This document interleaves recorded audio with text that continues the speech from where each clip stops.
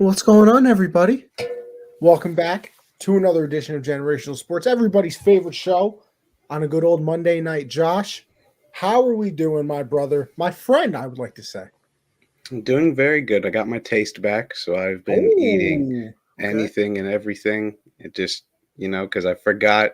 At first, I couldn't tell if I got it back or it was slowly coming back. I was like, did I used to be able to taste more than I am right now? But then it all came back. I was like, oh, this is great. I'm just going to eat everything. But, other than that, it's actually been pretty bad. The Wizards blew a 35-point lead, so it was a tough week of betting, but we're hoping to get back on track tonight. So, how are you, Connie? My brother. How are you?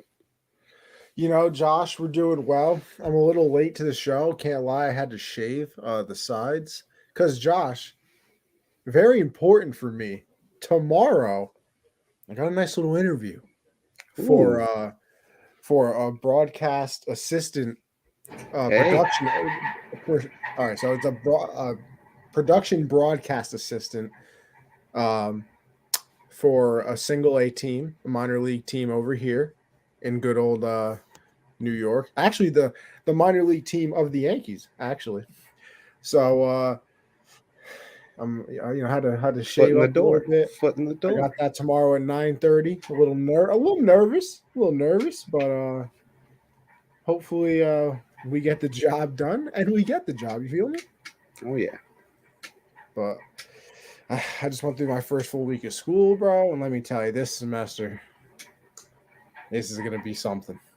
I have Josh, count it with me, three, three semester long projects this year.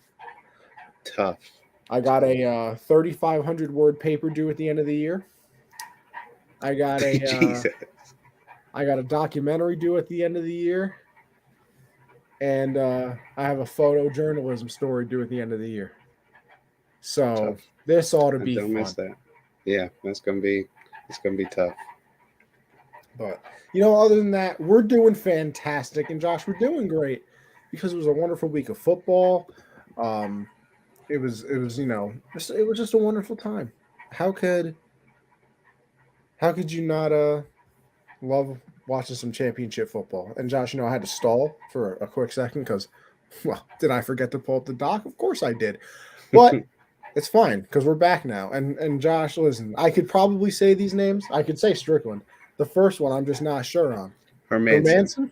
How are we feeling Hermanson. about that? It's exactly how you think you'd say it. It's Okay, not you, tricky. you, you can just never be too sure. You can never be too sure. So Hermanson, Strickland, we're going to start off with little predictions there, and well, Josh is going to start off predictions because I don't think I know either one of these people, by the way. Yeah, Jack Hermanson. And I don't say this a lot about UFC fighters because it takes a lot of guts to get in there, and when you're good at it, you're just good at it. I don't think Jack Hermanson is as good as his rankings shows. I think his last fight against Edmund Shabazian was a little overrated because Shabazian was undefeated, but he's including the fight against Hermanson, he's lost 3 straight, got knocked out twice. So I don't think that win is really as impressive as people are really looking at it. Where Sean Strickland's won 5 straight and he's been improving every fight. Beat Uriah Hall, who's a very good fighter last time by unanimous decision, and I think he won all 5 rounds. So yeah, I think it has a chance to be a good fight. I'm not saying Hermanson is not good. I just don't think he should be. I think he's ranked right now. I think he might be top 6, and I don't think he is a top 6 fighter in that weight class. So I think Strickland's going to knock him out. I don't see this fight going past 2 rounds. I think Hermanson is a guy that likes to apply pressure, and Sean Strickland's got a chin on him that he can just like. Remember when Sean O'Malley fought that one guy and he just could not get Oh, that knocked shit out. was crazy. Sean Strickland's just like that too. He loves getting hit. He's a crazy person. So I think Strickland's just gonna be able to work him. Well, because he's gonna try to apply a lot of pressure. So I'm gonna go with Strickland by KO within the first 2 rounds. But there's a lot of really good fights on this card because there's a lot of undefeated guys on this card who are not well-known fighters yet. A lot of 1 or 2 lost guys. So a lot of names that could be big names in the future in this card. So it's gonna Now, be a is good this a fight. fight night Yeah, fight night. This it is a is fight not pay night? per Okay, view. so when are we looking? Is this a Saturday or Friday? Yeah, this Saturday. This Saturday. Let's see. I think your boy's free, so maybe I'll actually watch this one. unless decide to hit the clubs.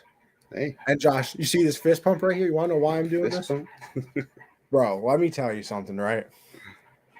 Now, were you a part of the Jersey Shore clan? I am a huge Jersey Shore fan, man. The Have I Pauly D told you fist pump, I love. my Jersey Shore story? You have yes, about the guy that Snooki's dad. Yeah. All right. Yeah, So I was first of all, so everybody jealous knows of that. Just to recap, Snooki's dad from the Jersey Shore was my manager at the airport that I worked at. My main man, Andy Palizzi. But Josh, last night I'm scrolling through TikTok as one does late at night, and what do I stumble upon? A Jersey Shore TikTok of an account that just posted nothing but clips from the show. That's the best. That's probably the only page I would follow if I had to. I'm not going to lie to you, Josh. I watched it for 3 hours. I did. I don't blame you. I have one no shame. Not even an ounce. No. I think I watched it from about 1:30 in the morning to literally probably 4:30, 5 o'clock in the morning. Actually, speaking of staying up late, I'm not a scary movie guy. And for some reason last night, as my heater is just going insane right now. All right, see, Josh, I didn't want to say nothing. I thought I was going crazy for a second. I didn't know what the sound was. No, that fan's about to fly off at some point. I don't know what's going on, but it's cold now, so I'm not turning it off. I apologize for the viewers, but I will get that solved eventually. But last night, I'm not a scary movie guy. And for some reason last night at around midnight, I decided to watch a scary movie called It Follows. I don't know if you ever heard it or seen it. Is this a part of the It series? No, this is a completely different. It's basically like this thing just follows you. It can only walk and it follows you forever. And it takes like different appearances and everything and just follows you forever and tries to kill you until you pass it on. And I watched it. Pass it on. You have to have intercourse with somebody. That is how you pass it on. So, and it was scary. And I didn't look too scary from the trailer, but then I watch it and I'm scared and I'm sitting in my room and I'm like, what if there's like a creepy monster following me? Like, I stayed up until 4 because of that. I could not go to bed. It was very scary. I hate scary movies. I don't know why I did that to myself. I don't know why. That is scary movies, man. That's quite the plot, by the way. Yeah, it was very weird. They did it well though. I thought it was pretty good, but it was scary. I was scared. Man said the way you pass it on is by some clapping some cheeks. Yeah, that's how you get it done. It's bold. It definitely bold. But hey, whatever works for the people. Obviously, you enjoyed it. And the main character girl is passing it on to all her friends because they're all thirsty little dudes. And she's just passing on all of them and getting murked. I'm like, geez, lady, like, give it to someone else, not your friends. Like, that's terrible. So I have a question. She gets her cheeks clapped by them. So then the thing follows them.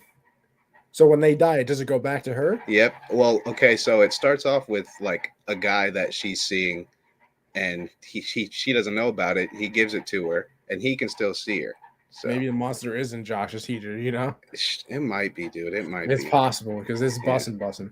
Yeah, it'll turn off soon. But yeah, so if you get it, even if you pass it on, you can still see it. But if you die, it goes back just like that. But you can still see it if you've already had it. So it's pretty crazy. No one else can see it either. Like, you're the only person that can see it if you have it. Like, only people involved. This is interesting.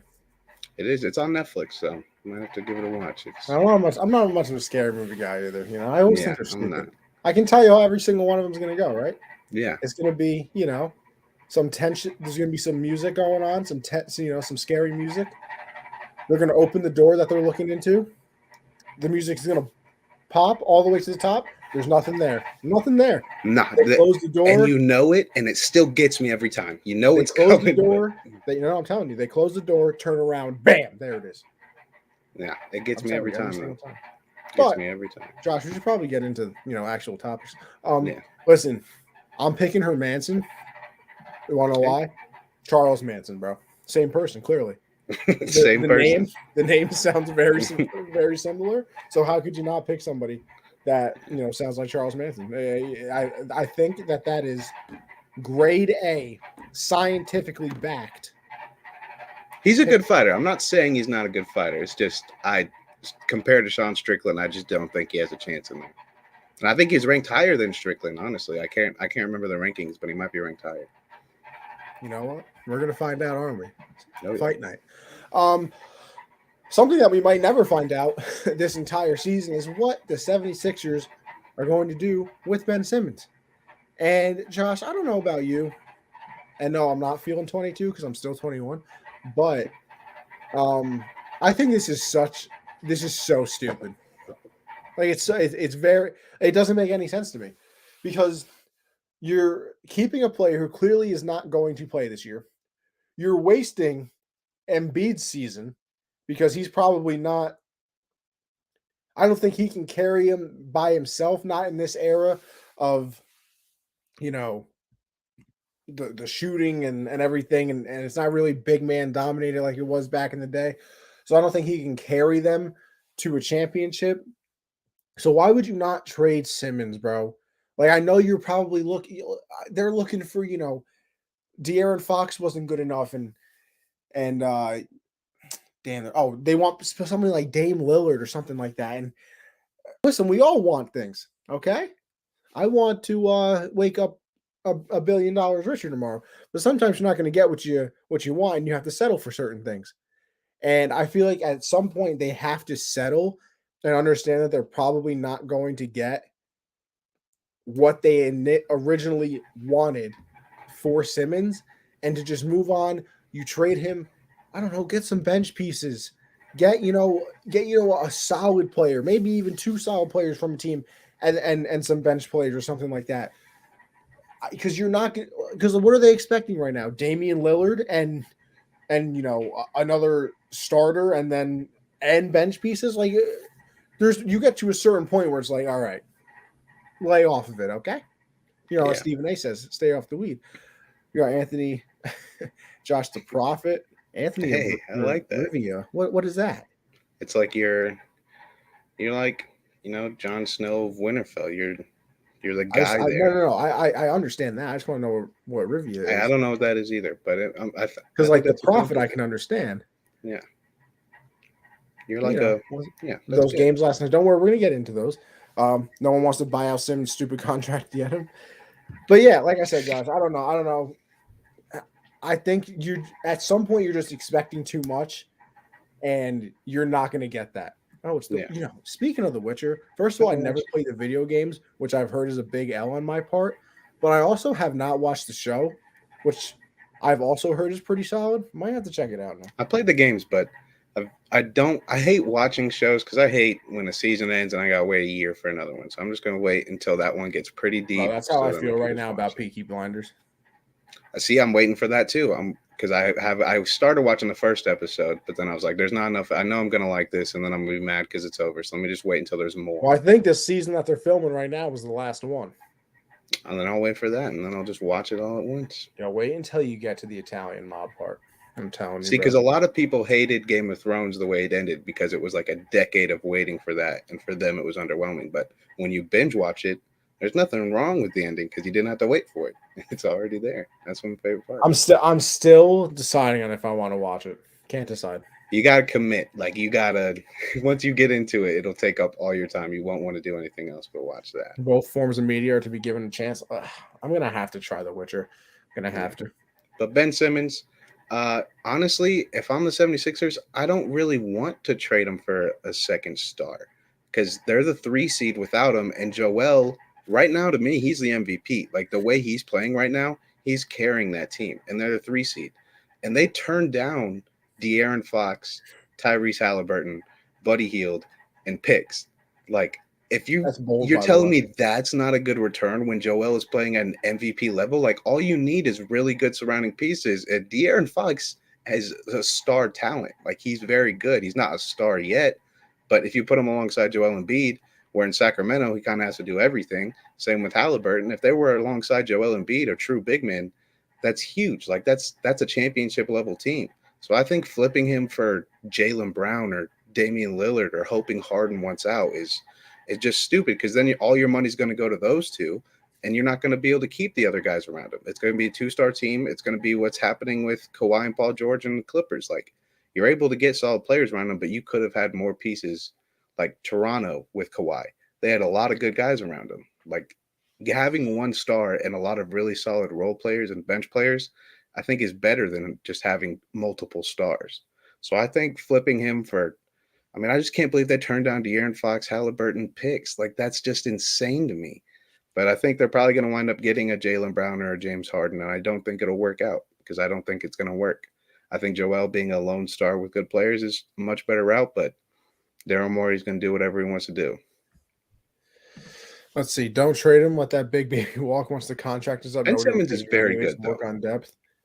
People forget how he's not a scorer. He's not going to – maybe he comes back as a scorer, but he does everything else like at a super elite level. Like being a 6'10" point guard that is arguably the best defender in the league, guard 1 through 5, is a good player.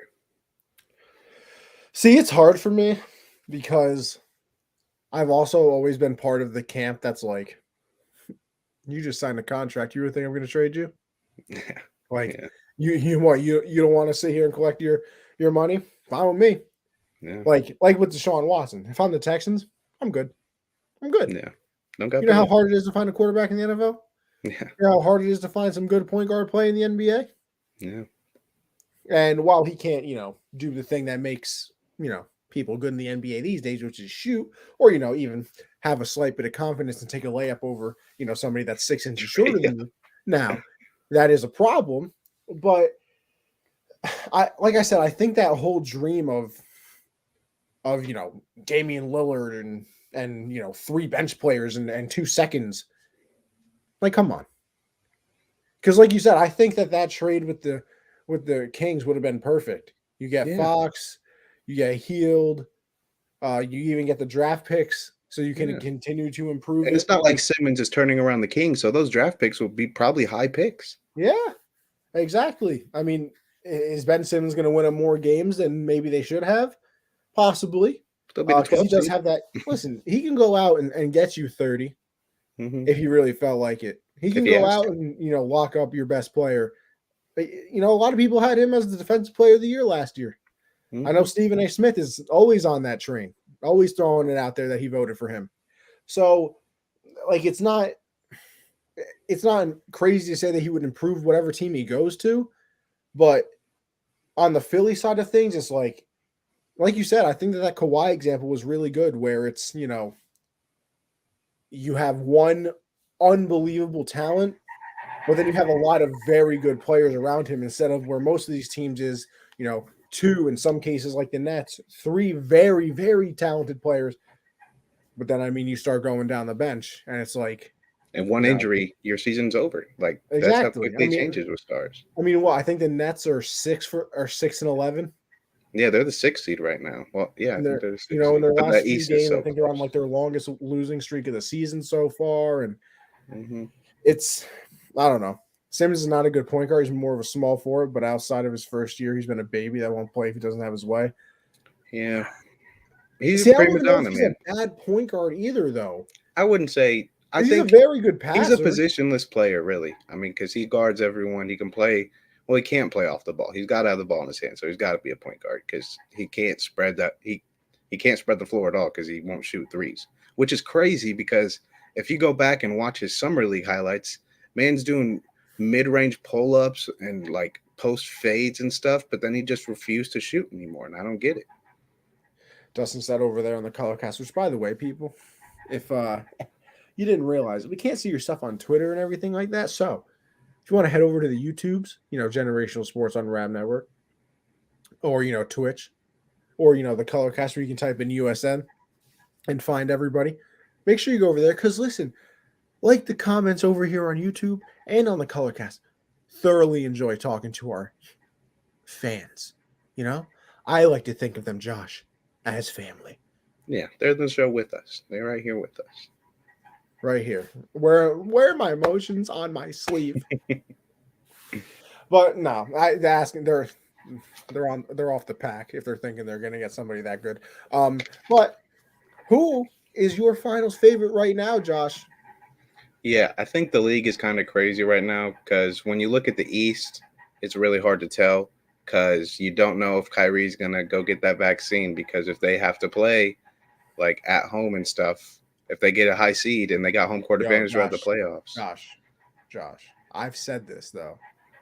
Tell me that they low key aren't trying to lose games to be the 8 seed just in case that happens. Because you think about it, 8 seed, you have to play 4 road games each series. That means you get more Kyrie. Yeah. And I mean, it sucks seeing not having Kevin Durant play, but it's kind of benefiting them because of that home court advantage stuff. But look at the other teams in the East. The Bulls are very good too. I mean, they got injuries right now. Lonzo tore something in his knee. He's going to be out for a lot of this season. Caruso with a wrist injury, but they're very good. I don't have. And he's literally Vontez perfect. I know, dude. I mean, that was just terrible, and I hated seeing people trying to defend him too. That's a dirty play, man. But yeah, I don't think anyone in the East at all, I'd really say, is even kind of close to the Suns. I think the Suns are by far the favorite right now. Chris Paul is out here dropping 19 assists last night. Devin Booker's averaging 32 ever since he got mad at the Raptors mascot for distracting him as the only person in the arena. They're so good. And I think after last year, because I think they really thought they had that series in the bag. But Giannis was Giannis. And so I think right now they're on fire. They're the best team in the league. And the Hornets, very good too. I think they're a couple of years away, though. I think they'll get there eventually, but they're very young. Miles Bridges took a huge step this year so far. So they'll be a fun team to watch in the playoffs. But I don't think this year they can really match up against teams like Brooklyn and Philly. They can make it series, but I don't think they're experienced enough to get all the way there. But I think the Suns are just by far the favorite. I don't think I can put the Warriors up there just because Steph, the slump he's been going through ever since he got the record is shocking. I mean, he's just not himself lately. And it's crazy to say that because he hit 6 threes the other night still. But it's like outside of that, he's been struggling a lot. And Clay's going to take a while to get back to his old self, even though he's been playing pretty well. But I think the Suns are just far and above everybody else right now, especially because they're the same team as last year, except just a little bit better. So I think they're my favorite so far. Matt says that the Suns are going to choke again, and CP3 will fold like he did against the Bucks. Nah, I don't. Possible, but I don't see it. I mean, we don't even have to really address this. What about the Knicks? I mean, come on, garbage. I love Tibbs, love Thibodeau, but you gave up a first-round pick for Cam Reddish, and you won't even play the man. Don't even put. No. They literally never even heard of Cam Reddish. Never heard. I hate that because I love Cam Reddish. He's so good and has a lot of potential. And just having him on the bench. Well, I like Alec Burks too. I think Alec Burks is fighting his place in New York, but I'm giving those minutes to Cam Reddish all day, every day. It's insane. I mean, shit. I would give Fournier's minutes away too. Not even gonna lie to you. Yeah, I mean, but you gave him a bag. You got to play him. You gave that man $70 million. You got to play. Sometimes you make mistakes. You got to own it. I'm just saying. He's been playing a little bit decent. Own the mistake and move on instead. Yeah. But man, right now, I mean, it's hard to argue with you that it should be the Suns. But I've said this from the beginning. I literally refuse to believe that a healthy net team doesn't win. Like I just can't picture it. KD, Kyrie, Harden. I mean, even if you're getting Kyrie for 3 or 4 games, depending on what seed you are, it just would absolutely amaze me if all 3 of them were actually healthy. Because I think they've played like less than 30 games together. Mm-hmm. Like and I feel like people don't understand how unbelievable that is. Yeah. Because when they traded for Harden, it was like, oh my God, the season is over. Mm-hmm. And ever since then, it was like, all right, so Kyrie got hurt here, and then, all right, but Kyrie's back. Oh, damn, KD just went out for a week. Oh, that's fine. KD's back now. Oh, Harden has the hamstring now. Yeah. Harden, but it's okay. Harden's going to give it a go, in the playoffs. Oh, Kyrie, game 1, twisted ankle, can't return. It was like, bro, every single time they were healthy, something went wrong. And it was kind of weird because in a way for Harden, right? Because Harden, for everything that we said about him forcing his way out of Houston with the fat suit and all the jokes, he was always the reliable one. Like he played all the time, didn't miss games. Kyrie's been a little flimsy here and there. KD, has always had, I wouldn't say injuries constantly, but he tends to get nicked up a little Recently, bit. past couple of Yeah. years, ever since that Warriors injury, it's been up and So down. he tended to get nicked up a little bit, but to say that they've probably played less than 30 games in 2 years now, I mean, it's incredible to me. It's absolutely unbelievable. I would have never guessed that was going to happen. Absolutely And would have people never guessed. forget they were up 3-2 on the Bucks when Harden hurt his hamstring. Like if Harden is able to run and be himself in that series, I don't think the Bucks get past him because KD's dropping 50. Bro, if KD is one shoe size smaller, they have a ring together. Like that's. I mean, that's it's because I think they would have washed the Suns. Oh yeah. Because KD was bring J.R. Smith from the retirement home. I mean, JR said today if a team needs a shooter, he's available. So I hope somebody signs him. I love seeing JR hoop. Same with Dion Waiters. Someone sign these guys. Jay Henny, baby. But the NBA decided that COVID doesn't exist anymore. So that's all. Yeah, it's a bold strat, to say the least. I think the NHL did the same thing. Yeah, it's crazy because there were guys getting signed everywhere. Greg Monroe was back in the league, and they were like, you know what? 10 days is too much. We'll make it 5. Let y'all play. It's interesting. But listen, people, it's time for that was our little appetizer. That's your mozzarella sticks right there. We're getting into the steak of the evening here. The filet mignon. The Wagyu beef, some would say, of the NFL. And we're going to start off with the AFC Championship game, which obviously pitted the Bengals against the Chiefs. And this is kind of, by the way, where the title of this episode comes from with the, collapse and triumph situation. First of all, unbelievable that the Bengals are here. Like, I am, like, wrong isn't the answer, right? Like, being wrong about the Bengals is not even close to what everybody is. Because they were supposed to win like 5 games, like 4 or 5. At the beginning of the season, same odds as the Jets to win it all. Same odds as the Jags. Insane.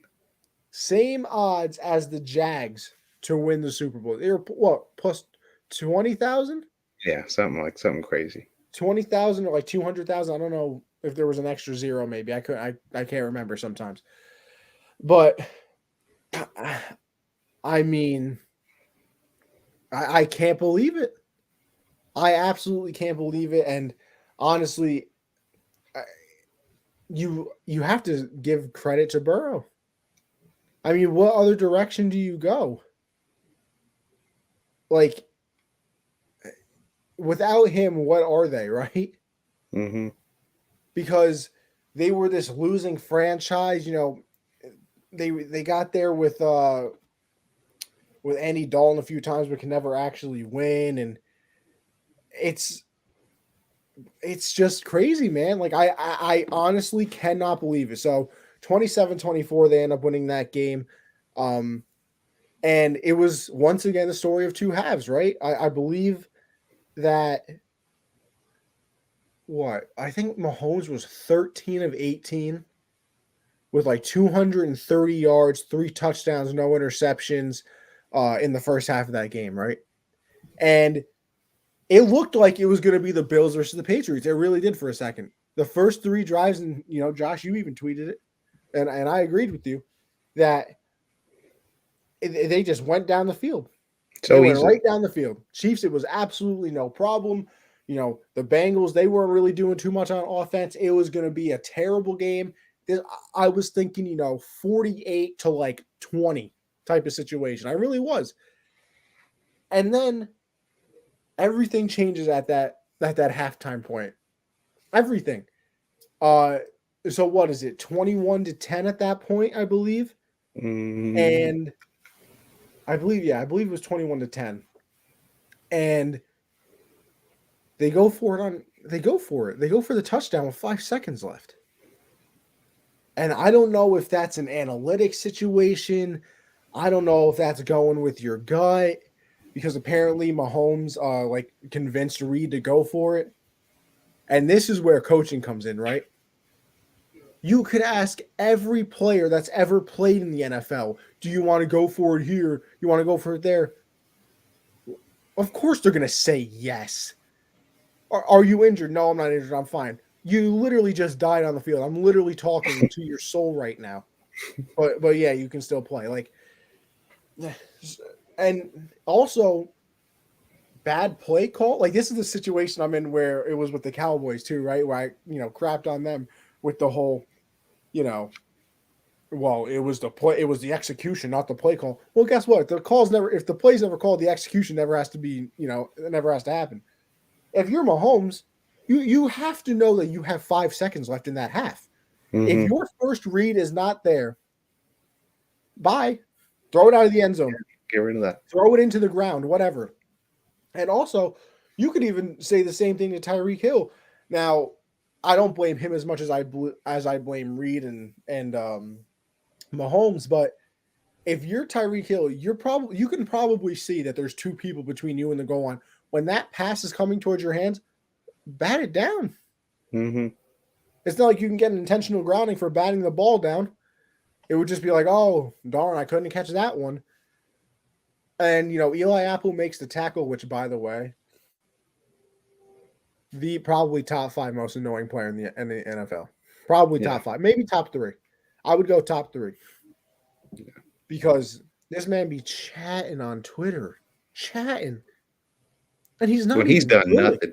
He's never done. He's a bust. And he's talking like he's Jalen Ramsey or something. No, he's trash. He is not a good football player. Like, he was getting cooked by Tyreek Hill. He's the reason they were on the goal line. He had that pass interference on Tyreek in the end zone. Oh, and you know what? That's true. They got into that situation because of that. Block him, problem solved. Listen, it's one of those car wreck situations, though. You always got to look when you drive past it. Yeah. I don't actually follow him. I just see his tweets pop up. Because don't get me wrong, I do find it kind of funny.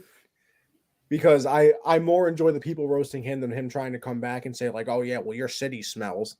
Like, okay, bro, cool, congratulations. And they cut you. Well, cut you, dude. Literally. Like the Saints and the Giants.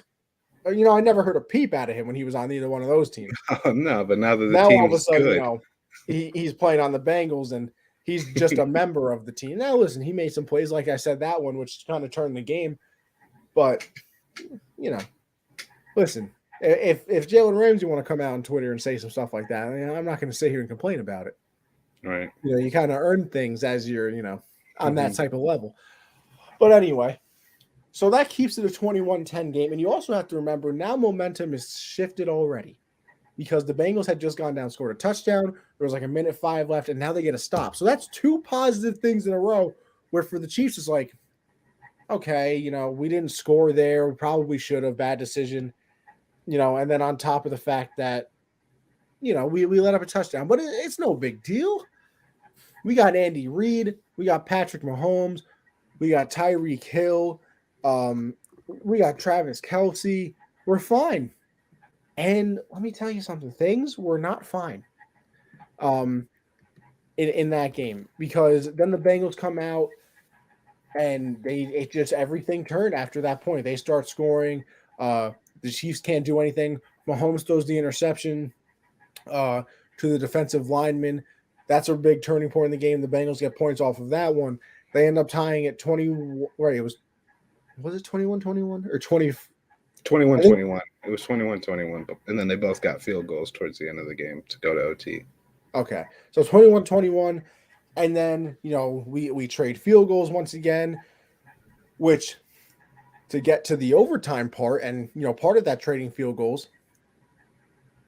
What were they at the 5? Mm-hmm, first something goal like at that. The 5 or something like that. And I have no idea what Mahomes starts doing. I mean, I've never seen him sell like this. He looked like Jimmy G. Yeah. He really looked like Jimmy G, during that possession. It was unbelievable. And then the last sack before they kick the field goal, he fumbles the ball, almost gets recovered by the Bengals. Then you really lose the game, obviously. but luckily for him, it's all good and dandy.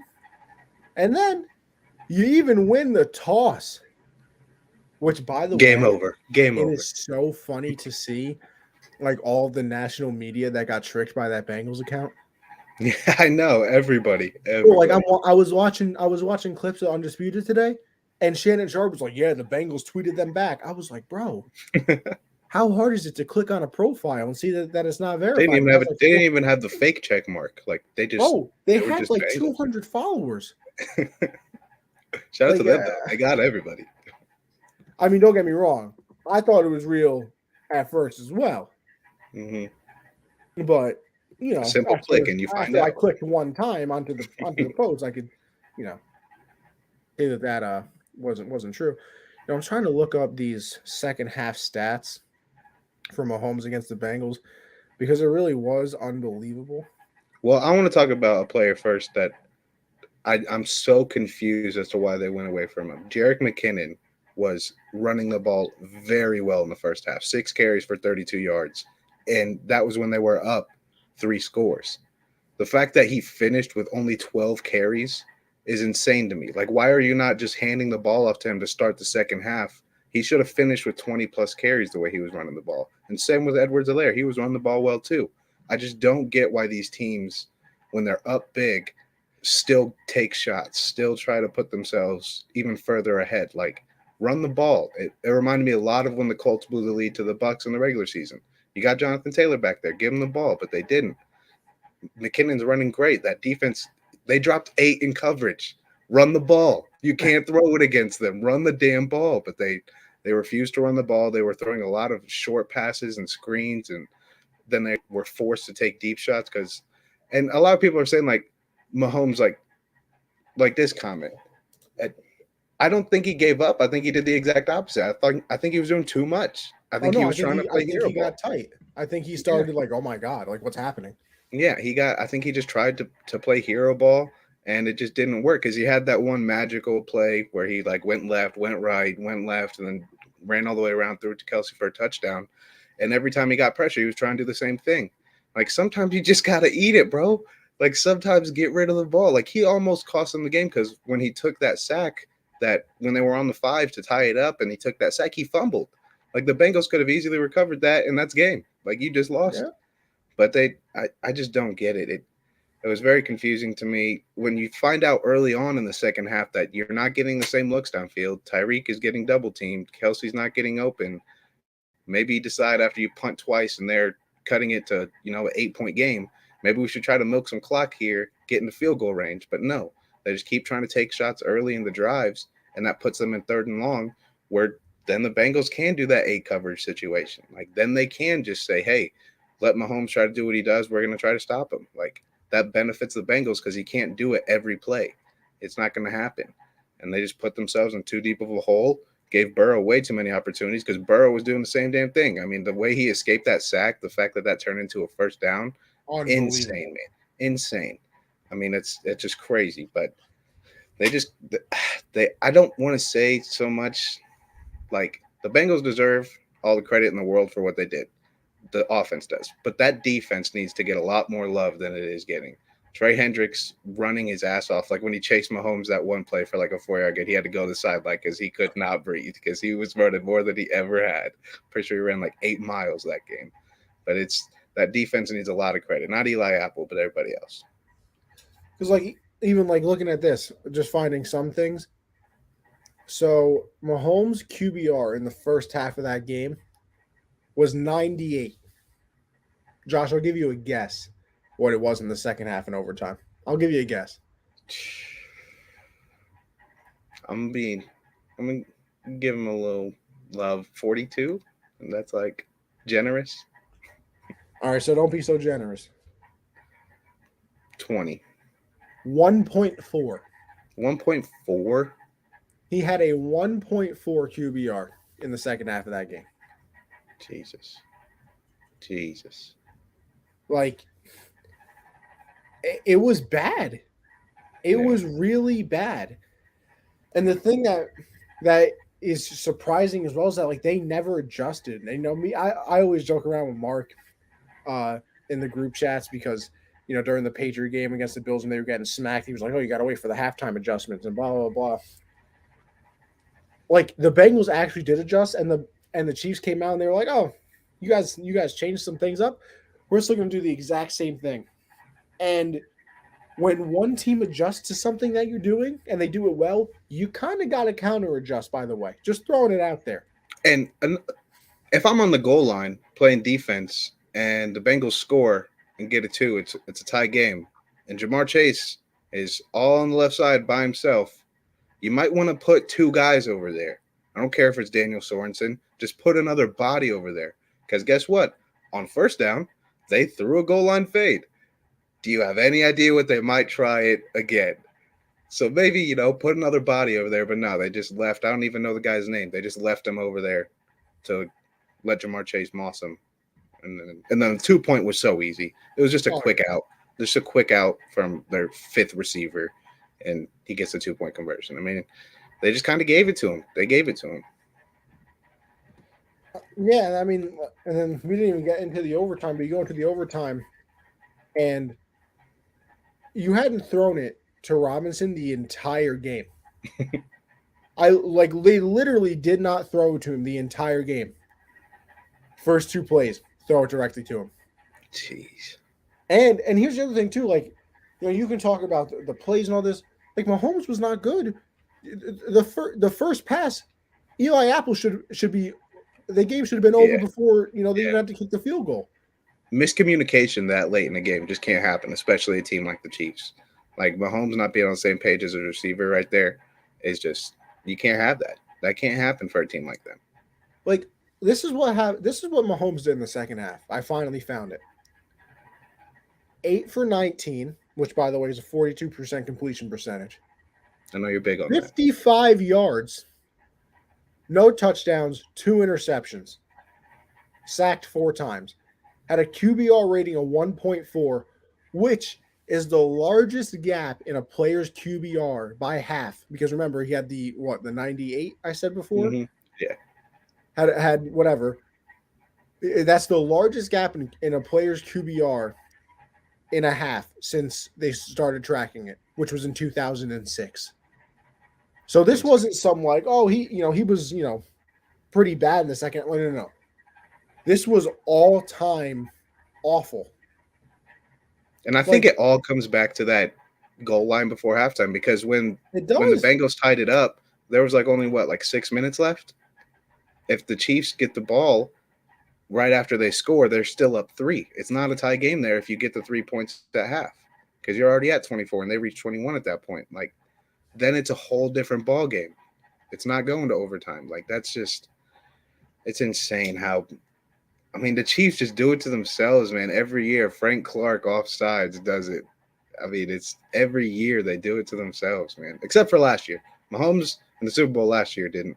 That was not on him. But this year, it's just, you can't have a collapse like that, dude. That's just insane. And, the other thing about this, too, is you posed the question, would you consider the Chiefs Mahomes era a disappointment to this point? And I feel like that's a bad question because it's not fair in a way, right?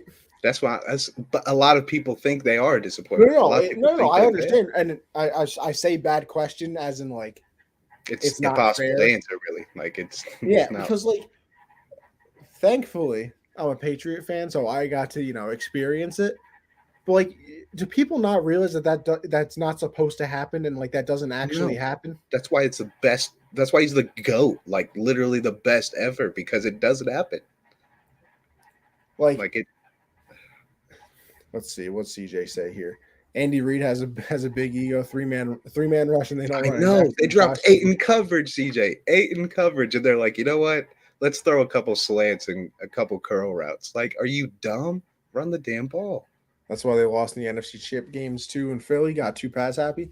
Yeah. And just going back to the thing of is it a disappointment? It's hard to say that it's a disappointment because it's not supposed to happen, and that's why I get annoyed And I'll tie this back to Burrow as well. Like, I get annoyed when we compare people this early. Mm-hmm.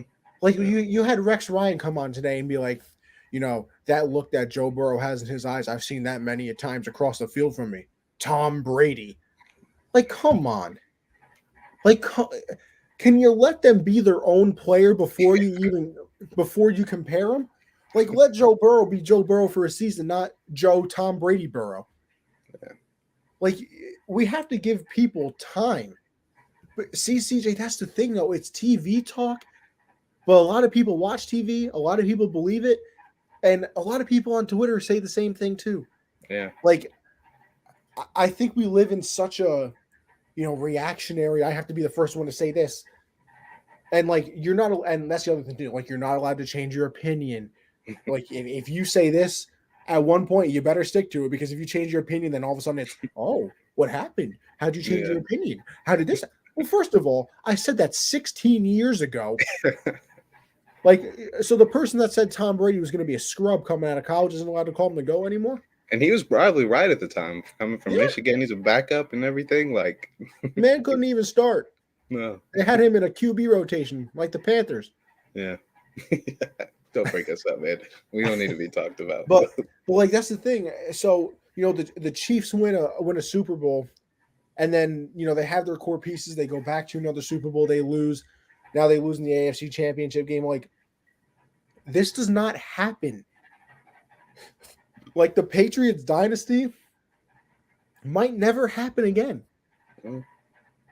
Just like, you can look at dynasties in all sports where it's like, oh, well, of course that's going to happen again. Like the Yankees winning 3 in a row, going to 4 in a row, in the late 90s, early 2000s. That hasn't happened since then. Hasn't. I don't think there's been a back-to-back champion in the MLB since the Yankees in 99. Just like there hasn't been one in the NFL since the Patriots in 03 and 04 or whatever.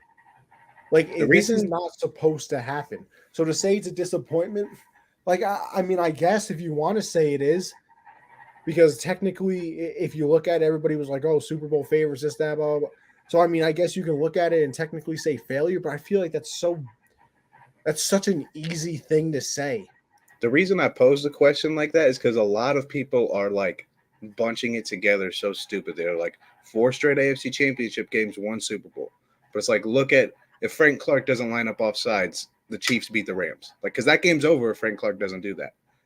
And shout out Frank Clark, Chiefs, by the way. Yeah, the Chiefs are dog walking the Rams the same way Brady did. Like, they're done. And then they get it next year against the 49ers. So they're basically a play away from back-to-back Super Bowls. And then have the year against the Bucs, they lose, and then it would be this year. Like, that's a completely different conversation if they went back-to-back. But people are chalking it up as 4 straight championship games, 1 Super Bowl. Like, they don't realize how hard it is to even do that. Because having a team stay together, and not only stay together, play the same level of football and get to that many games and be in those games with a chance to win those games is so tough to do. But everybody wants, when they see a really good team that's young, they're like, dang, could these guys be Brady? No one's ever going to be Brady and Belichick. It's never going to happen again, like you've been saying. And the fact that people want to say, like, it's disappointing what they're doing, like, because they're probably going to be back a couple more times. They're probably going to get a couple more shots at a Super Bowl. So 4 years in, for a lot of people to say it's a disappointment is just insane to me. This should be crediting the Bengals for their comeback, not like looking at the Chiefs like, oh, it's a failed dynasty. It's like they weren't a dynasty yet. So you can't say that they were a failed dynasty. That was my thing too. Like, I feel like we throw words out like they're nothing. This player's elite. This team is that. They won 1 Super Bowl. Like, you got to at least win 2 before we're talking dynasty. Right. I mean, the Patriots were a dynasty because they won 3 out of 4. Yeah. And even the Patriots, like I think when they were talking about the stats, like Mahomes, like how many touchdowns in his AFC Championship games, Patriots went to 14 AFC Championship games, and they didn't win them all either. So you can't expect this team to come here every year and get it done, because some years it's just another team's year. That's just how it goes. That's how football goes. It's the Bengals' year. That's how it goes. And people just refuse to understand. They're like, nah, Chiefs suck. It's like, no, they're very good. It's like I said, it's very interesting that everything is just thrown out there. Like, oh, the dynasty is, and here's the thing too. I will say, I wish Unwrapped was around, or I was in Unwrapped, I should say, because when the Chiefs won that Super Bowl, it was that year. And you can ask any of my friends. I swear to God, I said they better win the Super Bowl this year because after that, it literally might not happen again. And winning one is huge, dude. Like just getting the one is insanely tough to do. I mainly I say that because I didn't think that like all of a sudden the Chiefs were going to fall off. But have you seen Mahomes' cap hit? Yeah, it was like 7.8 this year. It's going to be 47 next year. Yeah. So, and nobody's ever going to. Another thing with comparing to Brady, no one's going to take a pay cut the way Brady did to build a team. Like no other human is going to sacrifice some money like that because not everyone's married to Giselle, the most successful supermodel of all time. Yeah, so I mean, I still think she's made more money than Brady. Yeah, probably like in his contract wise, I should say. Yeah, I mean, not everybody is willing to do that. Like that's why he's the GOAT. You can't keep comparing these guys to a once in a lifetime player. Like it's just not fair. I don't know. It's let's see. Bengals played with no fear. Most teams just fold because it's Kansas City. Yeah, I agree with that as well. Because it's funny. Tom said that in the Man in the Arena documentary as well. He was like, there were some games where we walked in and you could kind of tell that it was like, oh my God, it's the Patriots. Like we're screwed. And I do think that's how a lot of teams play the Chiefs, where it's like, oh my God, like you go with 3 straight scores. Do that. Chiefs score 3 straight touchdowns against almost every other team. They're done. They don't even. They think the confidence is shot. But the Bengals had no doubt that they were coming back. No doubt, because they did it already. They already came back once, so they had no reason to doubt themselves. It was interesting. I mean, you see, listen, Andy Reid's not going anywhere. Mahomes isn't going anywhere. Kelsey, Tyreek aren't going anywhere. They'll be back. They're going to be A-okay. I promise. You're going to have to deal with them next year. They're going to be there a long time, man. Long time. And maybe and guess what? They might not win the Super Bowl again next year. They may not even make it. Still a very good team. Yeah. Not everybody's going to, what was they said it. Where did I hear it?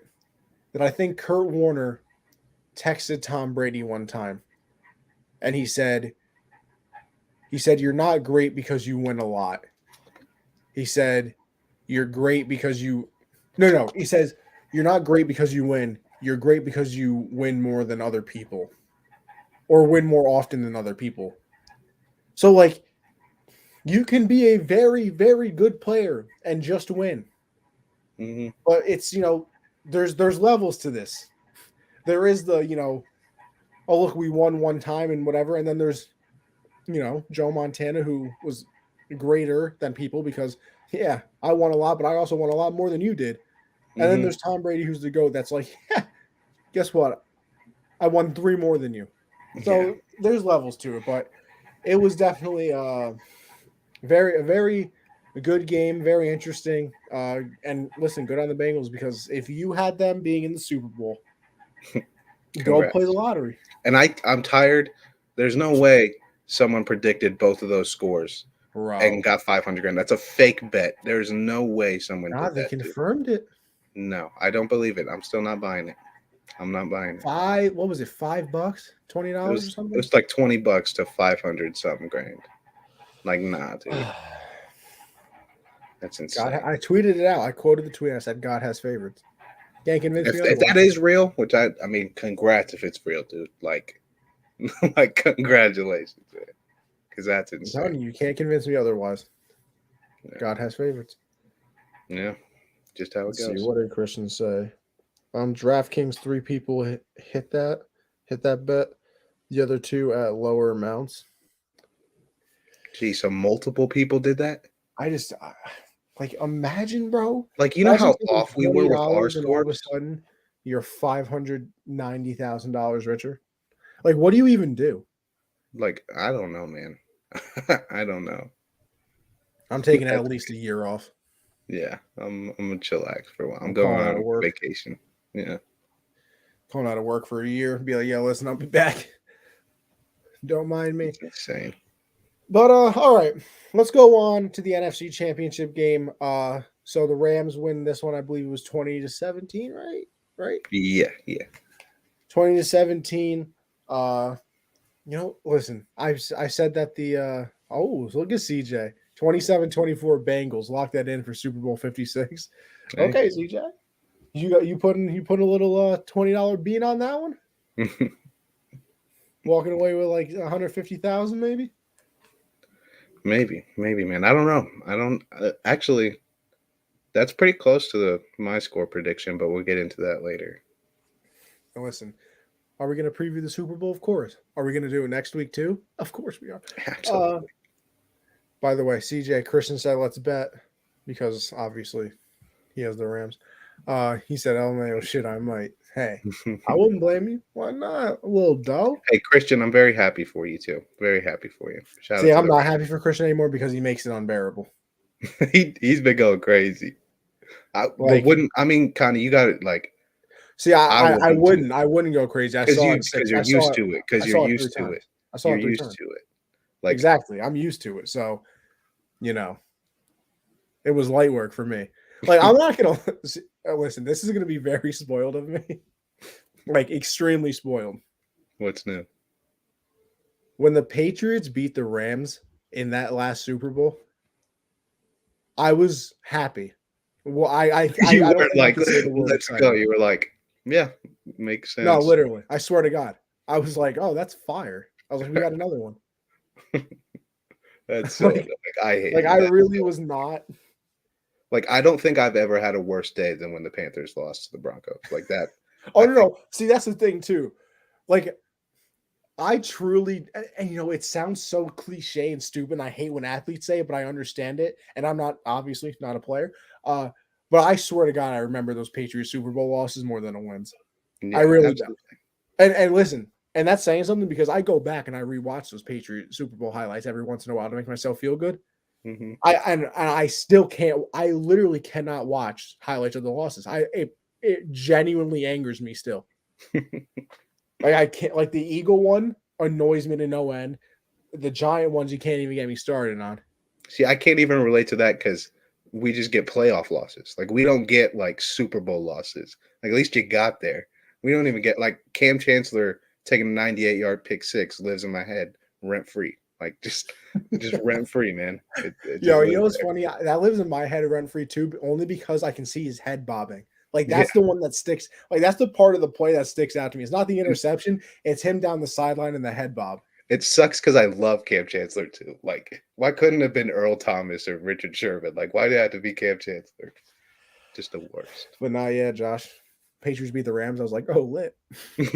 Let's go. I was like, okay. But, I will say, also, I'm a psychopath because I sit there and watch the games literally on the edge of my seat nervous like it actually means something to me. As if I'm not going to wake up the next day no matter what happens. But I'm sitting there like, I'm like, bro, this literally means absolutely nothing to me. Lions stick to their stomach, getting a pick 32 from the Rams. Yeah, that's tough, man. Listen, here's the thing. All right, let's get into the game. Let's get into the game before I say what I want about Stafford because I'm very happy for my man Stafford. Very happy for him. We got some people in the football chat, Corey and Mark, who think that Jimmy Garoppolo and Matt Stafford are on the same level. By the way, just throwing that out there. Think they're the same. Think they're on the same level because Jimmy is one more. I've still Detroit. What did you want from him? You know what, Josh? You don't got to tell me. I'm still trying to figure out when they can find somebody who's won in Detroit. They still haven't provided me with any stats. So does that mean like Wes Welker is a better receiver than Calvin Johnson? Like, is that what that means? He won more. Josh. Calvin ain't win shit. That's exactly what I said. Barry Sanders overrated. Overrated. Josh, this is why we're co-hosts because you're taking the words out of my mouth. That's exactly what I say back to him. I said, listen, so who's done anything in Detroit? I said, Barry Sanders, garbage then. Calvin Johnson, mid. They didn't win. They didn't do nothing for that franchise. This man Stafford took him to the playoffs 3 times with some garbage cans attached to him. But, he's Jimmy Garoppolo level because he doesn't win. Yeah. Anyway, yeah, for this game, I thought the 49ers had it for a second, but I feel like this is typical, man. I've never been a Jimmy guy. Um, even when he was on the Pats and there was the whole rumors of like, oh, well, should they go with Brady or Jimmy? Like, stop yourself. No. Like that Michael Jordan meme, get some help. Like, which one do I want? But I mean, it looked like the 49ers were gonna pull it off again. They really did, and then the Rams go down.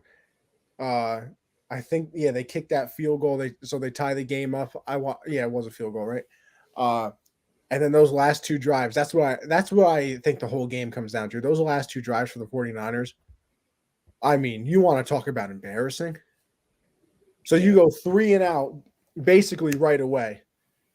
Mm-hmm. Then they get the ball back. The Rams go down, kick the field goal, tie it. Or take the lead. That was when they took the lead. Yeah, that's when they take the lead. And then that last drive. So listen. We sit here. We talk about Carson Wentz with that trash throw he had in the end zone. We sit here. Some people clowned Kyler Murray for that throw that he had in the end zone as well. I don't think this one's that bad. I don't think this one's as bad. I think it's worse. Because, if he doesn't throw it, he's sacked on his own 5. They're out of timeouts. It's 4th down and 25. So, like... Kyler got sacked. He was... But he was in his own end zone. That would have been 2 points. Like, that would have been a safety. It was a bad... They're all bad throws. They're all terrible decisions. But I think this Jimmy one doesn't matter as much. Their season, though. They were done right when Aaron Donald got his hands around him. That was the end of the game right there because they were out of timeouts. It was close to a minute, but it was still a bad throw. I'm not saying it was a bad throw. It was a bad play by Jimmy. Probably just take the sack so at least you get 4th down. But I don't think it's as bad because it did go off the receiver's hands too. At least he got it to him. At least it wasn't directly to a defender. Come on. It's a bad play. I agree, but I don't think it's as bad as the Wentz hero ball or Kyler throwing it like the way he did. I don't know. I think it's right there. End of the season. The season they were done. They were done. Back and Wentz they were done. They were done, man. It was about to be 4th and 25, and Aaron Donald just got a huge momentum boost. He was probably gonna get another sack on 4th down and probably get 2 points out of it. But still a bad play. I'm not saying it was a smart decision. It was a bad play still. No, I'm just confused because all I ever hear is that Jimmy always makes the play when it matters and game manager. Those last 2 drives, pretty sure that they mattered to the outcome of that game. Now, I'm not sure. I am not a mathematician here, not a scientist, win probability and all that, but I think the last 2 drives meant something. And they were probably the worst 2 drives of the season. They went literally. Stafford. Did they even gain a yard those last 2 drives? I don't. They might have. Debo might have got a couple the first drive, but that second one, no, they didn't get any yards. And then here's the other thing too, Josh. I want to see where you fall on this one, right? How did you feel about Shanahan punting on that 4th and 2 from the 45? Because I agree with it. Yeah, I don't think there's a reason to go for it there. I mean, McVay kind of gives you a chance to think about it because that's a stupid challenge. Like, I don't know why he even decided. That was McVay was selling. Bro, McVay tried his hardest to give this game away. Yeah. And I when they lined up, I thought they wasting the 2 timeouts or wasting the 1 timeout and then wasting both of those challenges. How do you go into a game like that and not have any timeouts left by like the start of the 4th quarter? How do you let that happen? Yeah, there was like 8 minutes left and they just lost their last timeout. On the dumb, because that challenge – like, if he got the first down, I get the challenge. But it was 4th and 2. They were going to punt. That's what why would you challenge it? You need that timeout. It's not worth the risk to get the ball in better field position when your offense is on fire. I just don't get that. But draft picks and timeouts are not needed, Christian. I think the Chiefs draft picks, I agree. I agree with the draft picks. No, I agree with the draft picks, too. I think more teams should do that. Yeah. But you're going to tell me that timeouts don't matter? If the Chiefs don't have timeouts against the Bills are playing in that game. That's true. Timeouts are very important. Very, very important. But not from Matt Stafford. He got the job done. He didn't care. He did not care. I can't believe people really think Jimmy and Stafford are on the same level. Like that's Listen, insane. you'll Did have you to not go watch into the the game? Unwrapped Football chat and ask Like around. the Rams probably win that game even bigger if whoever number 18 is doesn't have bricks for hands. Like that was Oh the my easiest God. touchdown I've ever seen in my life. They probably win by 10 if they get that touchdown. Yeah, I don't know. I have no idea how he dropped that ball. Stafford's a god. Yeah. Stafford was a top 5 quarterback this year. Have you ever said Really? that about Jimmy one time? I don't know if he's top 5, but he's I very would good. say so. I mean, What was he, Tom, second in passing touchdowns? Brady, Josh Allen, Mahomes. You're going to put him above Rodgers. Rodgers. Would you put Herbert up there? Hold on. Kyler? Jimmy G He's right equals up there, though. Stafford? Michael, I know you're not agreeing with that. That makes no sense, dude. That makes no sense. Like, if you put Jimmy in Detroit as long as Stafford was there, he's probably getting replaced in year 3. Like, he's not the franchise guy. Here's my thing, right? All you got to do is this. If the 49ers have Stafford, do they win the game? Yeah, absolutely. Okay, no thank you doubt very about much. it. Goodbye. You see, Debo had to carry the team because Jimmy couldn't do shit. Like, Debo put the damn team on his back. Well, here's my thing. How can you say Jimmy's elite and Jimmy's this and Jimmy's that when they drafted somebody to replace him? They traded up. They traded up to get the Have guy. you ever seen a team who had their guy go and draft another quarterback? I've never. If they did it, it'd be the first time I've ever seen it. No. Which gets us into a question. That is the next question. Is that Jimmy's last game in San Francisco? Has to be his last game. There's That's no it. way. That's crazy talk, though. You get to an NFC Championship game and the team moves on, like that. That's crazy. Yeah, because maybe they're in the Super Bowl if it's another player. I agree. I mean, I agree. I think it is his last game as a 49er. I think they go get something for him and give Trey Lance a shot. But that's just crazy that you get to the NFC Championship with a quarterback and then he's done. Like, you're gone. Like, that's crazy. But the 49ers, I mean, I don't think they really sold. Like, I don't think anybody thinks that either. I think the Rams just made the plays when they needed to. They started taking real shots. And that drop pick, though, actually, that's a game changer. Tark catches that pick, I think it's Oh yeah, no. If Tark catches that pick, the game's probably over. Because what? Yeah. You got like 8 minutes left. Yeah, no somewhere timeouts. Around there with No the ball in a timeouts. 10-point lead. Like, even if you go 3 and out, you might take a minute off the clock. Mm-hmm. Like, but then the fact that they followed that play up with a 30-yard dot to Odell and then a 15-yard penalty, like that's such a killer. Like, that, all your momentum is shot right there, because that was going from ball game to they're in scoring position with a bunch of momentum just kills you. Let's see. We got the Colorcast comments popping off right now. So let's see here. Ask Pats for a second. Jimmy could start over Mac. Yeah, I'm good on that, by the way. Never been better. Pro Bowler Mac Jones. Yeah, Stupidest that's shit how you I've know the ever Pro heard, Bowl dude. means absolutely nothing. That Mac made it, by the way. How's Derek Carr not? Is Derek Carr a Pro Bowler? I maybe he's one of the 16 people that opted out. Let's see. How are you still mid with Kittle and Debo? Lay off the loud pack. And Ayuk CJ, came up right. huge in the postseason. Ayuk was balling. Let's see. We got Rams defense was on fire in the second half with their pass rush on Jimmy G. Von Miller came alive. Von Miller came alive. And you could see, though, Trent Williams. Well. Shout out to Trent Williams. You could tell that man was in hella pain during that game, but he was still blocking his ass off for a lot of that game.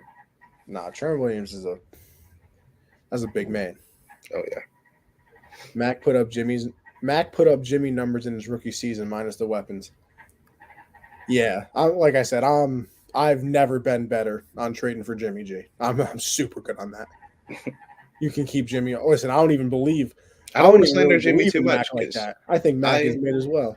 I don't want to slander Jimmy too much because honestly, I would not mind him coming to Carolina. News here. Breaking news. Because we talked about Brady retiring earlier. We haven't talked about it yet technically, but Tom Brady says on his podcast, it's literally day to day with me regarding decision about playing in his playing future. Which makes sense.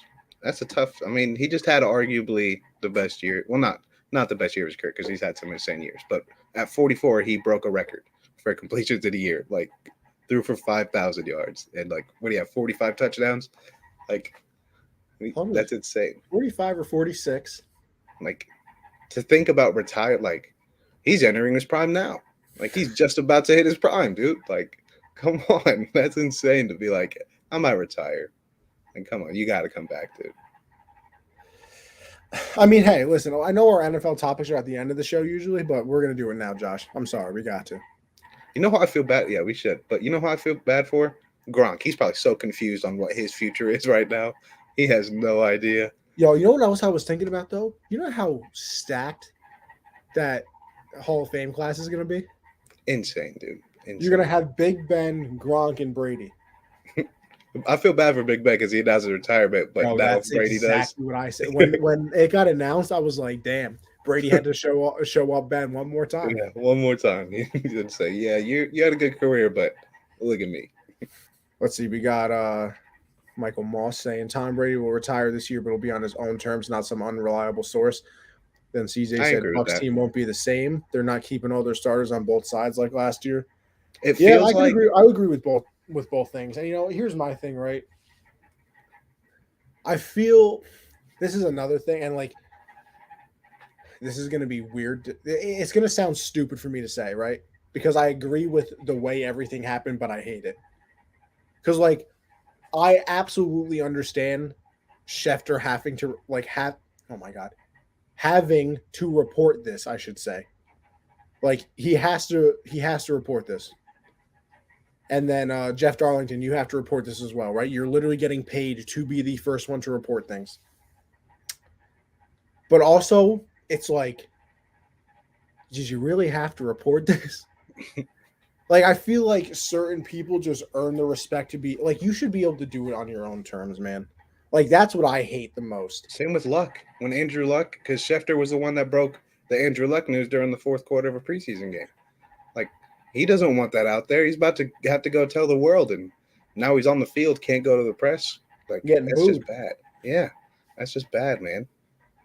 Yeah, like I said, it's like I hate the fact that it happened, but I understand why it does because you're literally getting paid for it. Like you are the it guy for a reason. Mm-hmm. But I feel like some players just earn the respect that they should be able to do it when they say. And if anyone falls under that category, it's Brady. Like, if anyone deserves to do it on their own terms. He's got a show coming out. Like, there's a possibility that the last episode of Man in the Arena is his announcement. Like, there's a speech at the end of it. You know what, like, Josh, it's funny you say that because, like, once again, let's see. Oh, yeah, Michael Moss says, once again, Tom Brady will retire on the last episode of Man in the Arena. Yeah. And, it was pushed back. Like, it was supposed to come out already. Mm-hmm.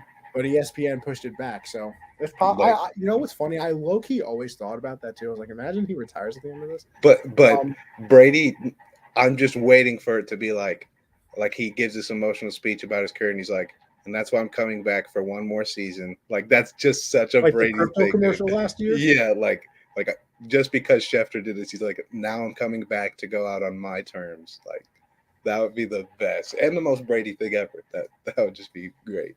But what is the source they got their info from about Brady? Was it Brady in a circle or a casual conversation? It was I don't know. I feel like it has to be somebody close to Brady because whether you want to say it's true or if it's false or if it's this or if it's that, like Schefter is a fantastic reporter. We're not gonna disagree on that. Like we all go to him for breaking news stories and things like that or Rappaport or whatever. So, like, it's not like they're just being fed BS. Mm-hmm.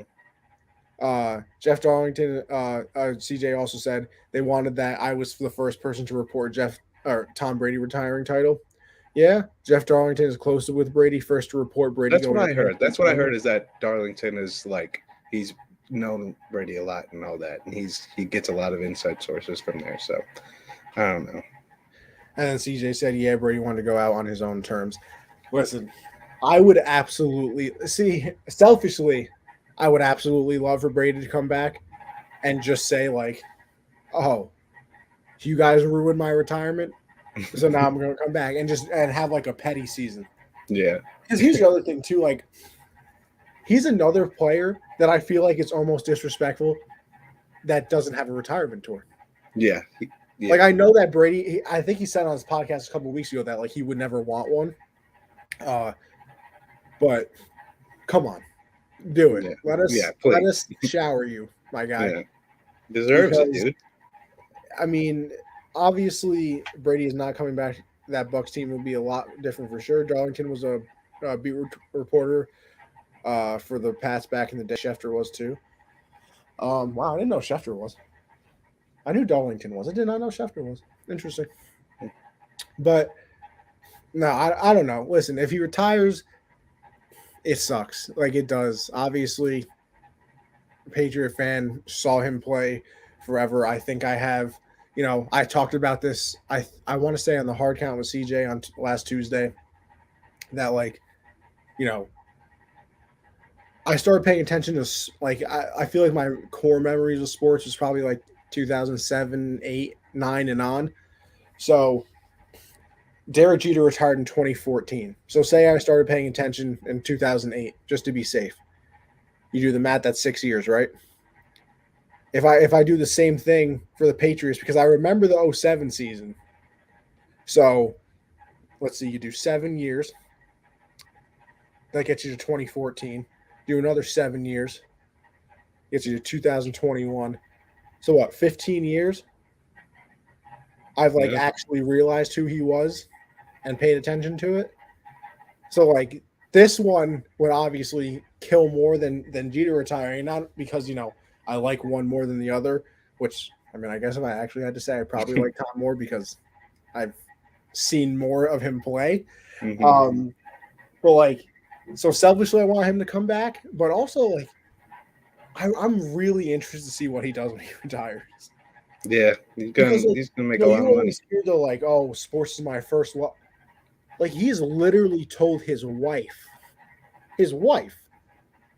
that football comes first. Yeah. So it's not like this is some cliche I really like football, but I love you too, honey. No. He's like, listen, babe, you're great and all. Thanks for the kids, but football always number one, by the way. And it makes sense for him his kids are getting to that age where you probably want to be there a lot more. So putting family first is something obviously that it's going to have to weigh heavily because that's what he said, right?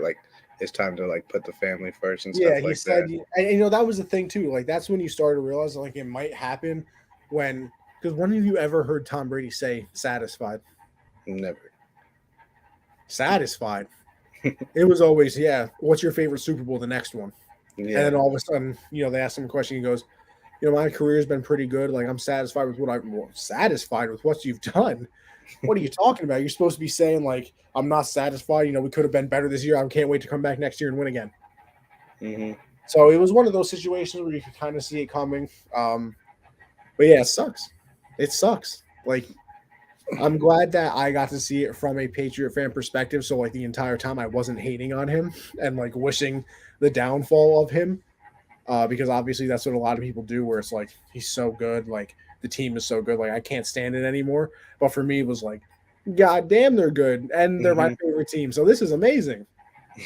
And then obviously not technically following him to Tampa Bay because I'm still a Patriot fan, but wishing him success in Tampa Bay as well. And then him getting it done there. So, yeah, I mean, obviously there's not really a conversation with the GOAT, with the whole GOAT thing. You can sit here, pick and choose or who you think is, unless it's Brady, you're wrong. So, yeah, there's no one close, really. There's no one close. I mean he owed every passing record. And his, conference championship and his Super Bowl passing record, they're untouchable. No one's going to touch those records. Not until I think he has 16 to 20 more wins than the next closest person. Mm-hmm. That's just crazy. In the playoffs, I mean, obviously not in the regular season. But I mean, I think some of his passing records will be broken, through this new generation. Right. Yeah. But then again, you say that, and maybe they don't play for 22 years. Because you got to reach. I mean, because he came into the league 22. That's when he came in. I don't know the age exactly. I don't. I can't lie to you. I mean, just 22 years to play at that level, though. And you got to think 22 years. That also included a torn ACL, So he missed a season. Suspension for those For games. 4-game suspension, and he sat his rookie year. Yeah, so I mean, So you're and they're looking at still 20 insane. years. Yeah, I mean, And I here's think the the thing, only too, like his whole brand is like the TB12 stuff and all that. So for him to go out, like I wouldn't blame him for retiring at this point either. Like obviously you want the whole kumbaya of I just won a Super Bowl and now I'm leaving, but like the fact that he's 44 and we're sitting here shocked at him retiring and being like, "What do you mean you just had you could play so much longer? You're so good." Like that also really helps the brand out of TB12. That's like, see, you can do this at this age. You don't have to go downhill from here. right, yeah. So for him to walk out like still, at the top of his game, with his last pass ever being a touchdown pass to Mike Evans, and like it fits. It fits, but I selfishly want him to come back. We didn't give our quarterback or player of the weeks, so we should probably do that. Or all right, so you want to do that, or do you want to go to our other NFL topic and then do it? We'll do our quarterback and player of the week first. All right, because we're done talking about the championship games. I'm pretty sure. Yes, we are. So my quarterback, no one really had a spectacular game out of the four quarterbacks, but I think Joe Burrow, I think he deserves it because of the spectacular plays he made, and his numbers kind of look the best out of everybody. He's 23 of 38, 250 yards, 2 touchdowns, 1 pick, 5 carries, 5 insane carries for 25 yards. So I think I have to give him quarterback of the week. And not only was he fantastic, but he won for America, as we don't have to deal with. Why does everybody hate the Chiefs? I don't get that. Why does everybody hate his wife and his brother? Come on. But we gotta hate him. He probably doesn't like it either. But you know what? You think he likes hanging out with Jackson with the all right, bro? like, here's the thing, right? Don't you get judged by the people you're around? You do. You hang around with some of the bad kids. Everybody thinks you're a bad kid too. Yeah, but I think it's pretty clear Patrick's a pretty cool guy. Listen, he puts Patrick. He's a regular sneakerhead. On his steak, he has an annoying voice. Have you never seen the commercials? He's just a regular sneakerhead, dude. Come on. I hate him so much. He's so cool. Are you kidding me? Get the Patrick price out there. We really got to hope State Farm doesn't get a hold of Joe Burrow, man, because they got Rodgers. Joe Burrow needs career got screwed. They got Mahomes. Now he's struggling. They can't get a hold of Joey B, man. Nah, I need Burrow to get some commercials though. Yeah. Did you see his? No. I was going to pick Stafford. I was, and I think he deserves it. But I'm literally going to pick Burrow as well just because of his interview question at the end of the game. They asked this man if his diamonds were real. And he said, I make too much money for them to be fake. You had me right there, Joey. He's the coolest man out there. My player of the week. Like, oh, that's kind of like, showing off and self-centered. Shut up, okay? Do us all a favor. Take your little Karen self away from my enjoyment. Yeah, my player of the week is probably the most clutch rookie to ever walk the earth, Evan Mcpherson. 4 for 4 in a game winner. I mean, he probably did the same thing he did last week. He was like, oh, well, guess what, guys? Going Super Bowl. Let's get it. I really hope he did. It's the best, dude. He's ice in his veins, and yeah, he's player of the week for sure. I'm going to go with Aaron Donald. Good pick. He obviously sealed up that game. He was unbelievable in the game. So I'm going to go with him just because he's probably the best defender of our generation. Yeah. And probably goes down as... He gets a ring. He might be in the defensive GOAT category. You never know. I mean, Lawrence Taylor is very tough to beat. But Aaron Donald's on his way. 7 All-Pros. 7 in a row, too. 7 All-Pros. If he gets this ring, man, it's going to be tough. Ain't no joke. No. Aaron Donald is no joke. But all right. So we go to our other NFL topic, Josh.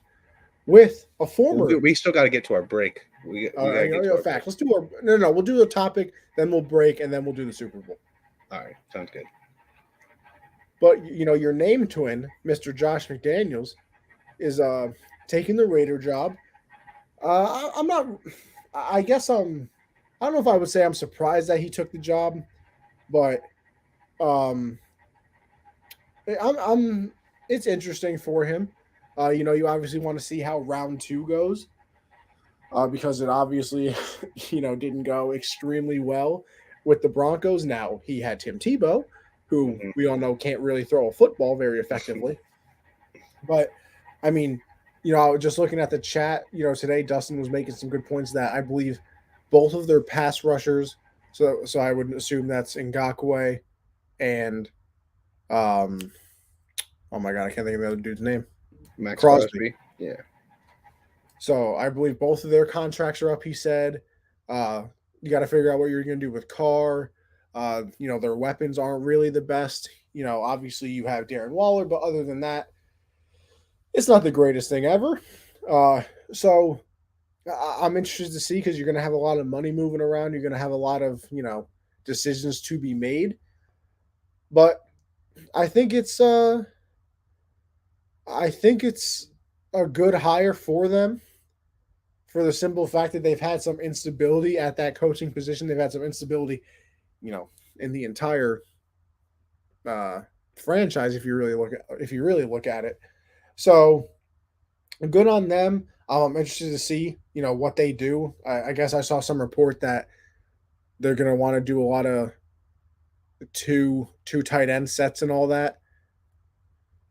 Very interesting, considering the Patriots just spent $75 million on two tight ends this offseason and, barely did anything with their tight ends. Jonnu Smith couldn't even tell you who he is. Hunter Henry had a good, 5-week stretch. Other than that, didn't do much with the tight ends. Now, are either one of them on Darren Waller level? No. I can agree with that. But, to say that you want to run a lot of two tight end stuff when, they did, absolutely nothing. Interesting development. I think I'm pretty shocked at it just because of how Denver didn't go well and then he kind of backs out of the Indy job. I'm kind of shocked because I feel like because there are certain guys that great offensive coordinators, bad head coaches. There are a lot of guys out there that are very good at one side of the ball. When they have to take control of a whole organization, that's not really for them. And I kind of feel like that's why a lot of people aren't going after Eric Bieniemy. I feel like they're not as confident in him as just outside of just offensive coordinator being a whole head coach.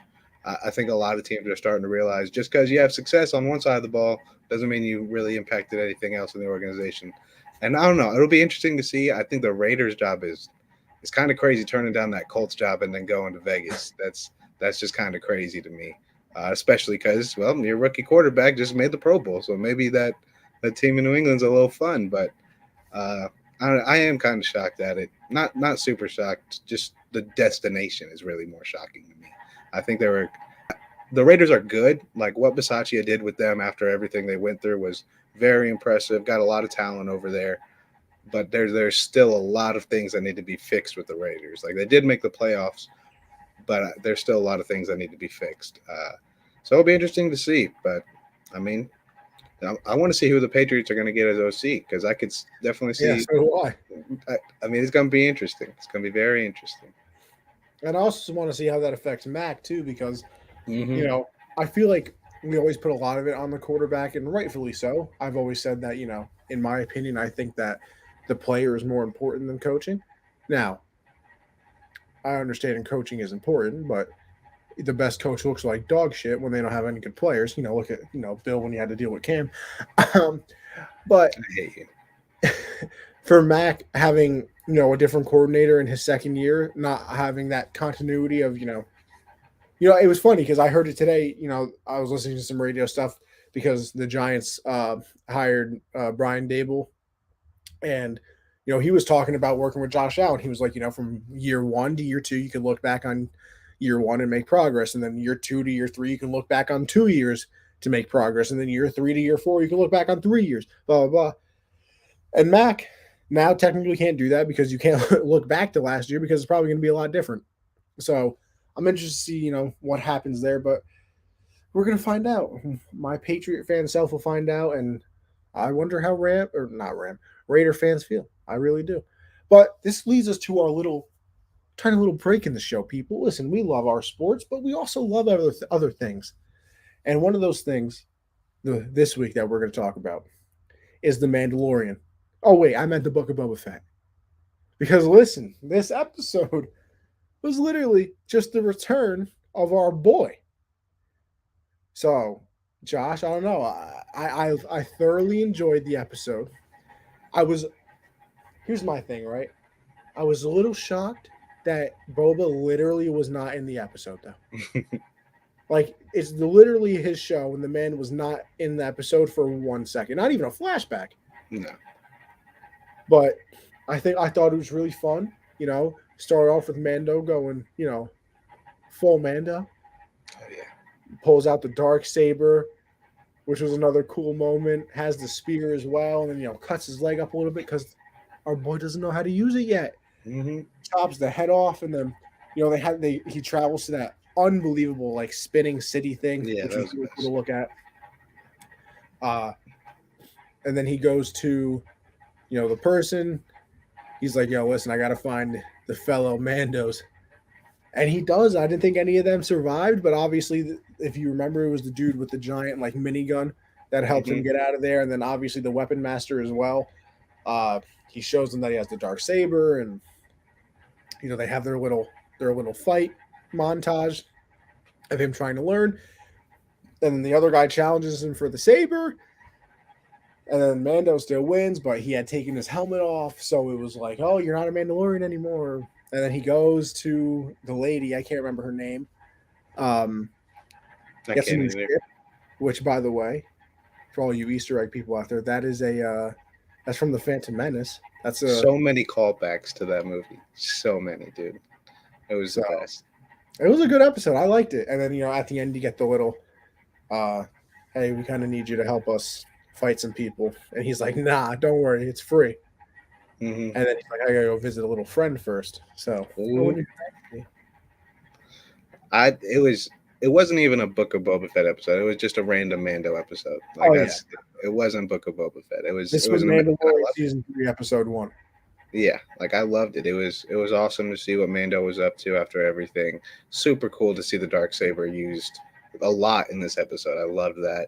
And then building the Starfighter was so cool. And then when he takes off on it, it's the same exact route from the pod race from the Phantom Menace, and that's just the best. And then he gets up there, and it was just so good.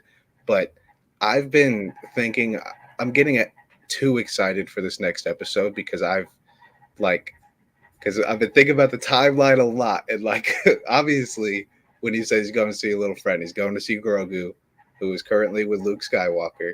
So obviously just getting our hopes up that we'll be able to see that and that they're not saving it for Mando season 3 is kind of risky. Like we might just see Mando coming back, not get the chance to see Grogu and Luke, which would be a bummer. But I've been thinking in my head, no, we're getting them. And then I'm thinking about the timeline, Han and Leia are still alive. And so this is kind of around the time when Leia was training to be a Jedi. So I'm like, yeah, but then, rest in peace, Carrie Fisher too. So it'd be very tough for them to do that. But I'm getting my hopes up too much for it. But I don't think they'll let us down because also there's supposed to be a war, And if he got Mando, he's got the Wookiee, that badass Wookiee. Oh my and God, he's got Fennec. Dark Chrysanthemum. Chrysanthemum, yeah. And I'm waiting so much because I watched the Clone Wars series and I'm waiting so badly. I want Cad Bane or Bosk to show up. Just some more bounty hunters, just badass dudes. Because if Cad Bane shows up, I'll lose my mind, dude. I'll lose my mind because we've never seen him in live action. So that would be absolutely insane. But I feel like I'm getting too excited for it. So I just need to calm down and be like, you know what? Maybe Mando's not even in this episode. Who cares? Just give me Boba Fett. I love Boba Fett too. Josh, the worst part for me is though, so I stay up until 5 a.m. yesterday. So I wake up today and in my head, it's like, oh wait, yeah, it's Tuesday. So I'm thinking I'm going to go, at 3 a.m. tonight, the new episode's going to come out. And it's just simply not true. See, I like to wait. I wait until later in the afternoon because I'll make sure I have a nice meal to watch it with. I set it up perfectly. And so I can't be on Twitter at all All day I'm just avoiding it. So if there's some shock, like there's been a couple times where I've waited for like a Loki episode and some breaking news goes on, and I have no clue about it until like 7:00 at night, and everybody's already talking about it. So yeah, it'll be text her at 3 a.m. No, I can't do it. Don't do it, man. I'm kidding. I would never. I hate spoilers. Yeah. Like I said, I'll never forget scrolling through. I got spoiled Mando. My brother texted me. He was like, "Oh, dude, you see the episode? Can't believe Mando's back." I was like, "I hate you. Like, don't ever talk to me." You knew it was going to happen, though. No, because last week when we talked about it, I completely forgot about the sound. Like, I didn't even think anything of it because I hadn't heard the sound in so long, and I only associate it when I'm watching Mandalorian. So I was like, "Oh, that's a cool sound." See, the minute I heard the music, I was like, "Oh, he's back." When you said it last week when we talked about it, I was like, "Oh shit, that was Mando's music. We're getting Mando." But then I didn't want to get my hopes up and then it not be Mandalorian. But then my brother texted me. I was like, "God damn it!" This man, unbelievable. Super hyped though. Super hyped. All right, we turn back to our final topic of the day, the Super Bowl. Now listen, we're gonna. I think Josh, we quickly skim over it because we're gonna save a lot of our, big Super Bowl thoughts for next week's show, obviously, because that'll be, the week before the Super Bowl instead of, 2 weeks out. Pro Bowl predictions, actually. Who you got? But Pro Bowl's the worst. I'm excited. What'd you say? I said we should do Pro Bowl predictions, but it's the worst game ever played. Totally. Maybe we'll pick who we think wins the skill challenges. Yeah. Who wins the dodgeball game. I also hate the fact that they tape it. Yeah, that's stupid. Like, they literally tape it and then put it on later. Why wouldn't you just have it live? They need to bring back the long toss stuff when the kickers used to go everywhere and kick field goals. And, like, could you imagine Mahomes, Josh Allen, Herbert throwing the ball as far as they can, seeing who can do it better?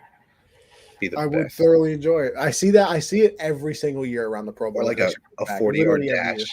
Like a 40-yard dash. Like, Tyreek would probably smoke everyone, but he probably wouldn't do it. But that would be fun to see, too. Strongman competition. You gotta get a 40-yard dash like the slow people, though. Yeah, get all the starting left tackles, or like you get the center or like the right guard or something like that versus a wide receiver, but give the guard maybe a 15-yard head start. That'd be awesome. Beautiful. Because listen, they might be big men, but they can move. Oh yeah, they're athletic. People really underrate how athletic offensive linemen are. Oh, absolutely, insanely. They're still running like 5'6". They're like 350 pounds, bro. Yeah, they're insane. How's that even possible? Mm-hmm.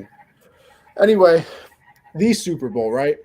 So we'll give, keys to each team winning and then our prediction of the Super Bowl.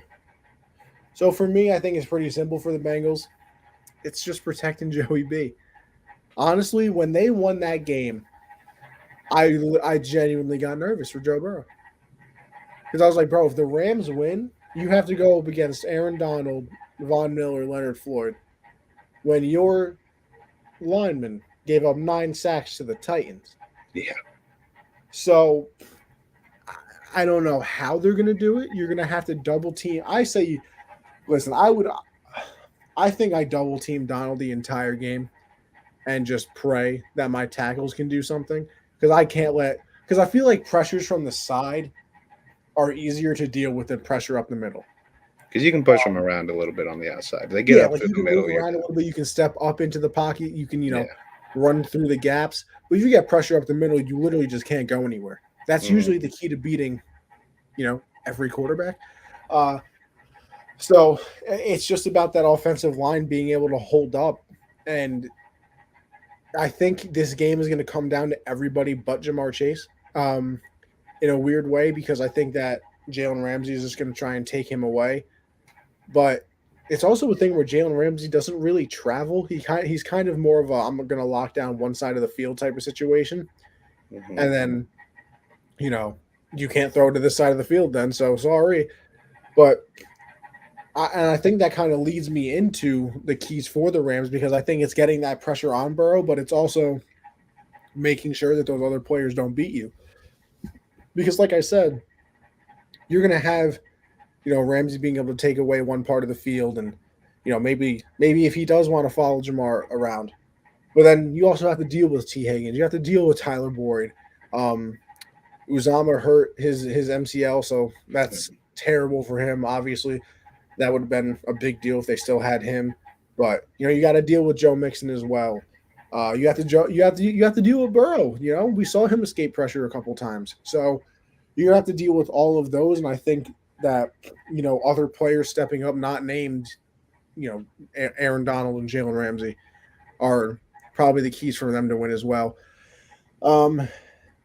Listen, I doubted the Bengals all year, and I'm sorry I'm going to do it again.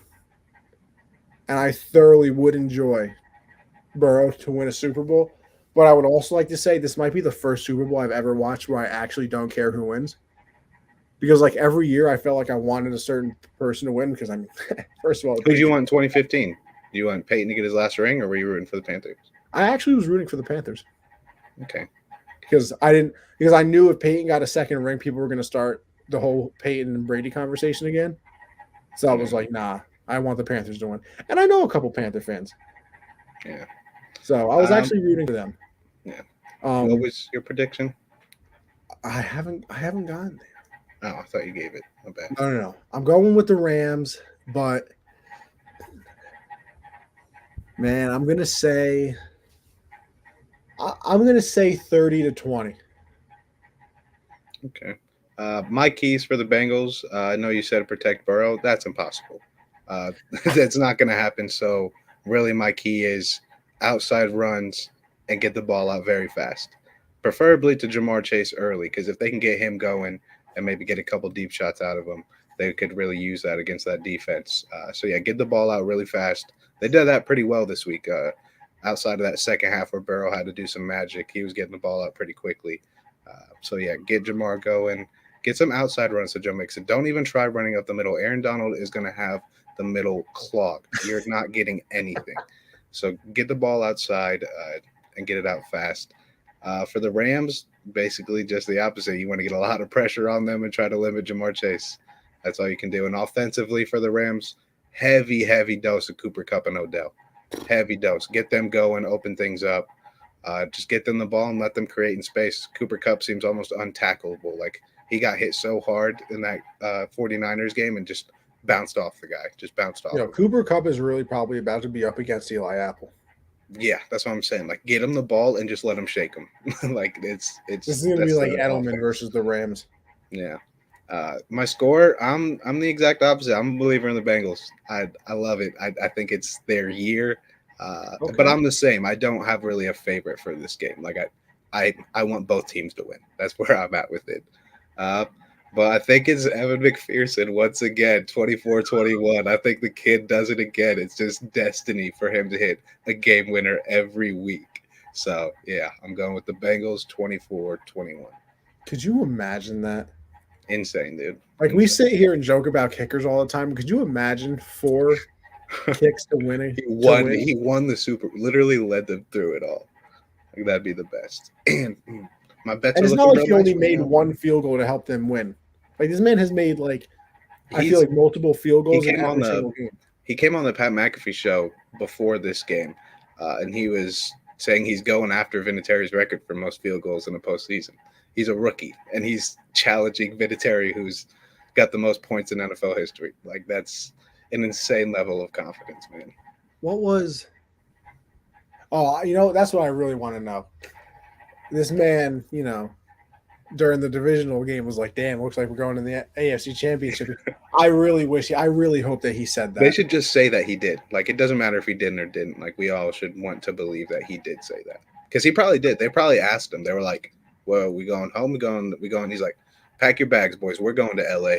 Like, get ready. That would have been so lit if he came out and said that. That would have been so cool. That would have been the best. But hey, listen, we're going to break down the Super Bowl a lot more in the coming weeks, obviously. But, this was just a little sprinkle. This was just a little salt on top, okay? We're going to get into the full course meal as we get closer. So sad. Football season's about to end, man. This is the worst. It's the best time, but the worst time. Nothing like the high. Got the USFL, though. USFL, Jeff Fisher's back to coaching. Facts. There's nothing like the high of watching the Super Bowl and then the lull of realizing the NFL season's over. Yeah.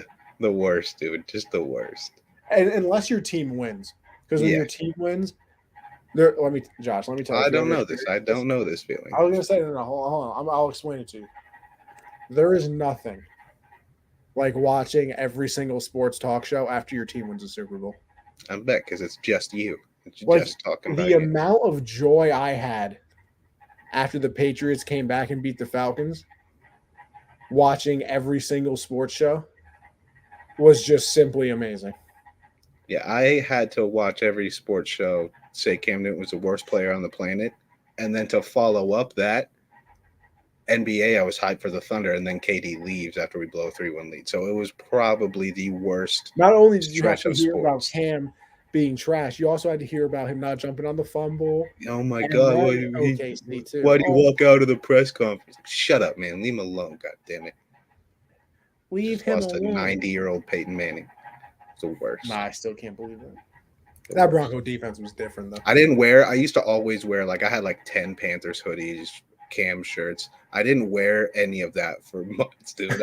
I could not do it. I was getting clouded too much. Stressed. Could not deal with it, man. Well, Josh, I think that brings a close to another wonderful episode of our show.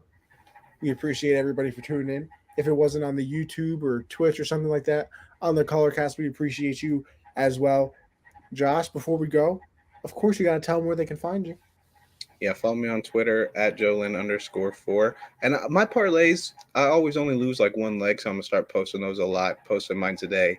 UNC Wilmington just got the win. We're hoping the Grizzlies get the win and get a couple more tonight to get that parlay W. So follow me on Twitter to see those. Subscribe to the YouTube channel, Generational Sports. Make sure you go sign up on Underdog. Use code Gen Z. Double your first deposit up to $100. Seen a lot of people make a lot of money this weekend over there on the championship game. So go take advantage of those. And yeah, tune in next Monday, 7 p.m. Eastern. Yes, sir. As for me, exactly what Josh said, okay? This podcast is available literally everywhere if you missed anything, okay? You go over to iHeartRadio, we're there. You go over to Spotify, we're there. Apple Music, we're there. So make sure you go check us out. You can follow the Twitter as well, Gen Z Sports. You can follow the Instagram as well, Gen Z Sports. So make sure you follow that. As for me, Anthony Conover _ over there on Twitter. Obviously, like Josh said, we do this every Monday at 7 Eastern. Tuesdays, I do the hard count with me and my boy CJ, where we talk everything in the football world. So obviously, we're going to have a lot to say about these championship games, a lot to say about the Super Bowl as well. And then Thursdays, I do my baseball show, which is kind of like the hard count, except the baseball version. Everything in the baseball world, we go over. Me and my guy, Michael. Had a nice guest on last week, Coach Ballgame, who's worked with the MLB and done some cool things over there as well. So make sure you check that out as well. That is Thursdays at 9 Eastern as well. But, so Anthony Conover _ over there on Twitter. And then Anthony _ Conover on Twitch as well, where I put all of the podcasts. A Conover, just the A, no Anthony. A Conover USN over on Colorcast as well. So make sure you give me a follow over there and always tune in to the show. But with all that being said, Josh, another wonderful episode. And for everybody that watched, we appreciate you once again for tuning in. But until then, we will see you next Monday. Thank you, everybody.